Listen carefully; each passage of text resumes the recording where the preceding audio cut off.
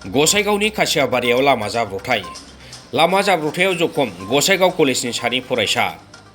जखम जानाय फरायसा सानैया मटर साइकेलजों गावनि न'निफ्राय कलेजाव थांबाय थानाय समावनो इ-रिक्साजों सौग्रावलायो। जखम जानाय सानैबो फरायसाया गसाइगाव कलेजनि 12 थाखोनि फरायसा। कलेजाव आनजाद होनो थाखाय फरायसा सानैया फैदोंमोन। जखम जानाय फरायसा सानैखौ अनिलनगर गामिनि थागिरि दुर्गा सरेननि फिसाज्ला जनाथन सरेन आरो फागुन हेम्ब्रमनि फिसाज्ला बुदिलाल होननानै मिथिनो हानाय जादों।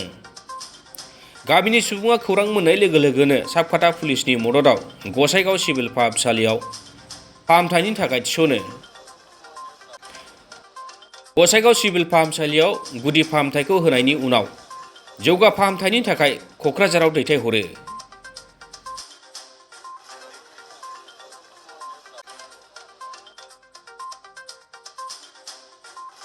এনেকুৱা হৈছে যে আজি আমাৰ আলীনগৰ গাঁৱৰ পৰা দুজন ল'ৰা শালবাগান কলেজত অহাৰ সময়তে কাছিয়াবাৰী আৰু সাবকাটা মাজত যিটো ব্ৰিজ আছে এই ব্ৰিজ সন্মুখতে অহাৰ সময়তে বোলে আগতে এটা টোটো আছিলে, টোটোৰ লগত এক্সিডেণ্ট হৈছে আৰু এক্সিডেণ্ট সময়তে মই অলপ পিছতে মোক ফোন কৰি এইবিলাক মানুহ জনালে যে এক্সিডেণ্ট হৈছে বুলি।